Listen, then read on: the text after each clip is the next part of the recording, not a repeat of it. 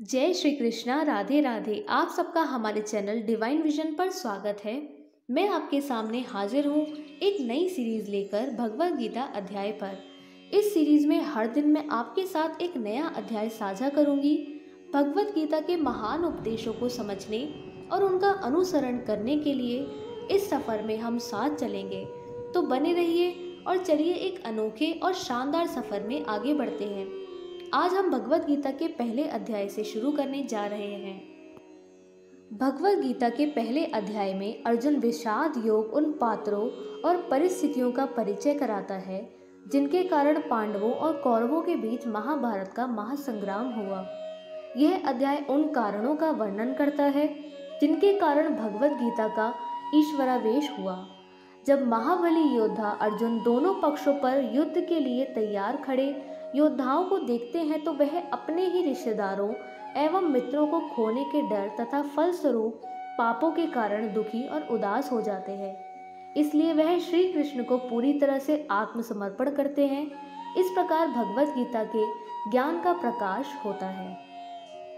पहले श्लोक में धृतराष्ट्र बोले, हे संजय, धर्मभूमि कुरुक्षेत्र में एकत्रित युद्ध की इच्छा वाले मेरे और पांडु पुत्रों ने क्या किया। तब दूसरे श्लोक में संजय बोले, उस समय राजा दुर्योधन ने व्यूह रचना युक्त पांडवों की सेना को देखा और द्रोणाचार्य के पास जाकर यह वचन कहा, हे आचार्य, आपके बुद्धिमान शिष्य द्रुपद पुत्र धृष्टद्युम्न द्वारा व्यूहाकार खड़ी की हुई पांडु पुत्रों की इस बड़ी भारी सेना को देखिए। इस सेना में बड़े बड़े धनुषों वाले तथा युद्ध में भीम और अर्जुन के समान शूरवीर सात्यकी और विराट तथा महारथी राजा द्रुपद, धृष्टकेतु और चेकितान तथा बलवान काशीराज पुरुजित, कुंती भोज और मनुष्यों में श्रेष्ठ शैव्य पराक्रमी युद्धामन्यु तथा बलवान उत्तमौजा सुभद्रा पुत्र अभिमन्यु एवं द्रौपदी के पांचों पुत्र सभी महारथी हैं। हे ब्रह्मा श्रेष्ठ, अपने पक्ष में भी जो प्रधान हैं उनको आप समझ लीजिए। आपकी जानकारी के लिए मेरी सेना के जो सेनापति हैं उनको बतलाता हूँ। आप द्रोणाचार्य और पितामह भीष्म तथा कर्ण और संग्राम विजयी कृपाचार्य तथा वैसे ही अश्वत्थामा, विकर्ण और सोमदत्त का पुत्र भूरिश्रवा और भी मेरे लिए जीवन की आशा त्याग देने वाले बहुत से शूरवीर अनेक प्रकार के शस्त्रास्त्रों से सुसज्जित और सब के सब युद्ध में चतुर हैं। भीष्म पितामह द्वारा रक्षित हमारी वह सेना सब प्रकार से अजय है और भीम द्वारा रक्षित इन लोगों की यह सेना जीतने में सुगम है। इसलिए सब मोर्चों पर अपनी अपनी जगह स्थित रहते हुए आप लोग सभी निसंदेह भीष्म पितामह की ही सब ओर से रक्षा करें। तब श्लोक 12 में दोनों सेनाओं की शंख ध्वनि का कथन शुरू हुआ। कौरवों में वृद्ध बड़े प्रतापी पितामह भीष्म ने उस दुर्योधन के हृदय में हर्ष उत्पन्न करते हुए उच्च स्वर से सिंह की दहाड़ के समान गरजकर शंख बजाया। इसके पश्चात शंख और नगाड़े तथा ढोल मृदंग और नरसिंगे आदि बाजे एक साथ ही बज उठे। उनका वह शब्द बड़ा भयंकर हुआ। इसके अनंतर सफेद घोड़ों से युक्त उत्तम रथ में बैठे हुए श्री कृष्ण महाराज और अर्जुन ने भी अलौकिक शंख बजाए। श्री कृष्ण महाराज ने पांचजन्य नामक, अर्जुन ने देवदत्त नामक और भयानक कर्म वाले भीमसेन ने पौंड्र नामक महाशंख बजाया। कुंती पुत्र राजा युधिष्ठिर ने अनंत विजयी नामक और नकुल तथा सहदेव ने सुघोष और मणिपुष्टक नामक शंख बजाए। श्रेष्ठ धनुष वाले काशीराज और महारथी शिखंडी एवं दुष्टदुम्न तथा राजा विराट और अजय सात्यकी, राजा द्रुपद एवं द्रौपदी के पांचों पुत्र और बड़ी भुजा वाले सुभद्रा पुत्र अभिमन्यु, इन सभी ने हे राजन सब ओर से अलग अलग शंख बजाए और उस भयानक शब्द ने आकाश और पृथ्वी को भी गूंजते हुए धातराष्ट्रों और अर्थात आपके पक्ष वालों के हृदय विदीर्ण कर दिए। श्लोक 20-21 में अर्जुन द्वारा सेना निरीक्षण का प्रसंग हुआ। हे राजन, इसके बाद कपिध्वज अर्जुन ने मोर्चा बांधकर डटे हुए धृतराष्ट्र संबंधियों को देखकर उस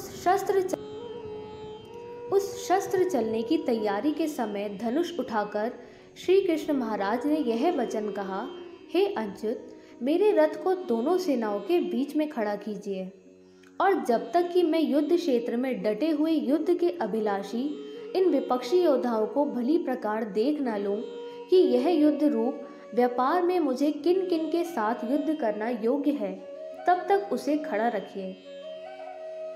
दुर्बुद्धि दुर्योधन का युद्ध में हित चाहने वाले जो ये राजा लोग इस सेना में आए हैं, इन युद्ध करने वालों को मैं देखूंगा। संजय बोले, हे धृतराष्ट्र, अर्जुन द्वारा कहे अनुसार महाराज श्री कृष्णचंद्र ने दोनों सेनाओं के बीच में भीष्म और द्रोणाचार्य के सामने तथा संपूर्ण राजाओं के सामने उत्तम रथ को खड़ा कर इस प्रकार कहा कि हे पार्थ, युद्ध के लिए जुटे हुए इन कौरवों को देखो।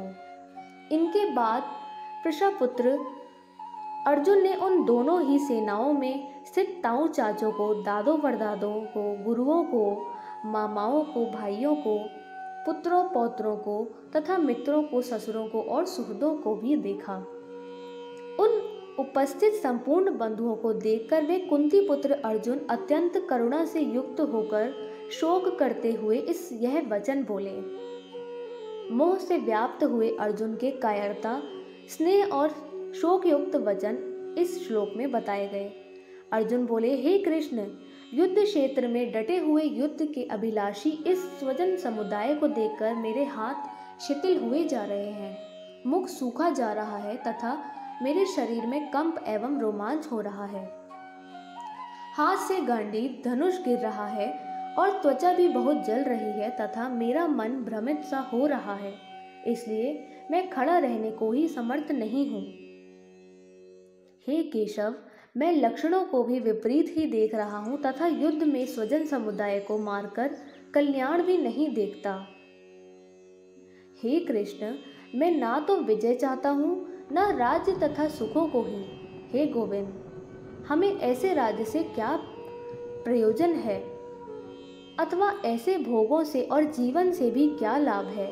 हमें जिनके लिए राज्य, भोग और सुखादि अभीष्ट है, वे ही ये सब धन और जीवन की आशा को त्याग कर युद्ध में खड़े हैं। गुरुजन, ताऊ चाचे, लड़के और उसी प्रकार दादे मामे, ससुर, पौत्र, साले तथा और भी सगी संबंधी लोग हैं। हे मधुसूदन, मुझे मारने पर भी अथवा तीनों लोकों के राज्य के लिए भी इन सबको मारना नहीं चाहता, फिर पृथ्वी के लिए तो कहना ही क्या है।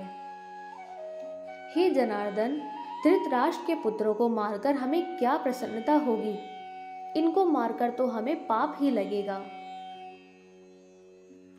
अतः हे माधव, अपने ही बांधव धृतराष्ट्र के पुत्रों को मारने के लिए हम योग्य नहीं हैं, क्योंकि अपने ही कुटुंब को मारकर हम कैसे सुखी होंगे।